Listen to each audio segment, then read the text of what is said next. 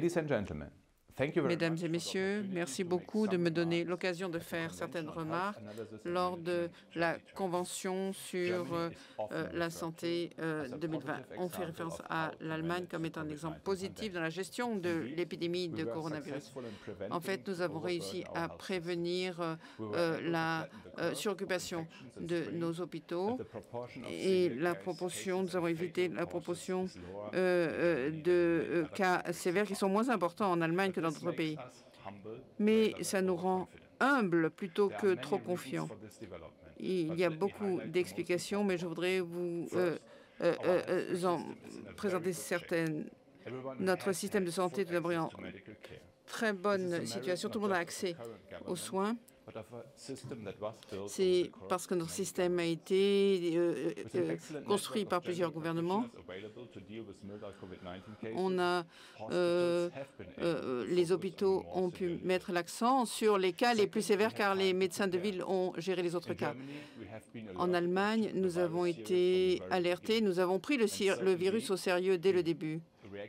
Et en fait, nous avons réagi très rapidement, très en amont, et nous avons augmenté nos lits de soins intensifs et nous sommes passés à 4000 lits au total. Nous avons préparé notre population et le système. Troisièmement, l'Allemagne héberge beaucoup de laboratoires qui peuvent tester le virus et beaucoup de recherches, de chercheurs qui ont expliqué pourquoi. Et c'est la raison pour laquelle nous avons pu développer les premiers tests. Sans les tests, on ne peut pas avoir une bonne image de cette épidémie. Nous avons augmenté nos tests et nous avons testé plus de 14 millions de personnes. Nous devons savoir exactement combien de personnes sont infectées, combien sont asymptomatiques, etc. Ces chiffres nous aident à prévoir et maintenant nous avons ouvert l'économie et la vie sociale. L'Allemagne a eu de la chance jusqu'à maintenant avec une proportion de décès comparée aux autres pays et nous n'avons pas encore l'explication définitive à cela. On ne peut faire que des hypothèses. Un des facteurs probables, c'est que les patients en France étaient plus âgés et donc étaient plus à risque qu'en Allemagne. En Allemagne, au début, plus de personnes jeunes ont été affectées. Ils n'appartenaient donc pas au groupe à risque. Et beaucoup de chaînes de communication étaient liées en fait à la participation des festivals. Et en Allemagne, on a testé davantage de gens. Et ça veut dire que l'infection a été détectée davantage. Dans d'autres pays, seuls les patients très sévèrement atteints avaient été testés. Les cas peu sévères n'étaient pas inclus, ce qui fait que la proportion de décès était plus élevée. La recherche n'a pas encore donné toutes les explications. Donc l'Allemagne a bien réagi au cours des premiers mois de cette épidémie. Mais personne n'avait prévu cette crise.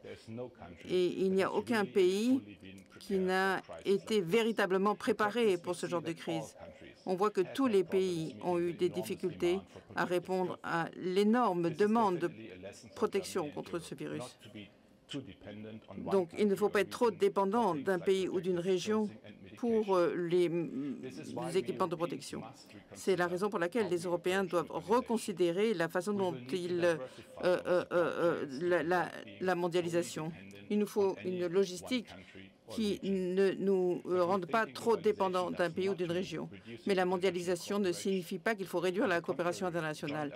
Au contraire, des efforts conjoints entre les États membres de l'Union européenne permettent de progresser vers un vaccin. Lorsqu'il sera découvert, il faudra s'assurer que le vaccin soit produit en Europe, même s'il est rendu disponible ailleurs. Cette crise offre des opportunités. Dans beaucoup de zones, d'endroits, ça a sorti le meilleur de nous-mêmes, de nous aider à aider les autres, à faire preuve de créativité. Il va sans dire que les conséquences seront dures, mais malgré les incertitudes, qui nous attendent. Il faut rester optimiste. En Allemagne et ailleurs, nous voyons ce que nos démocraties libérales et nos citoyens sont capables de faire.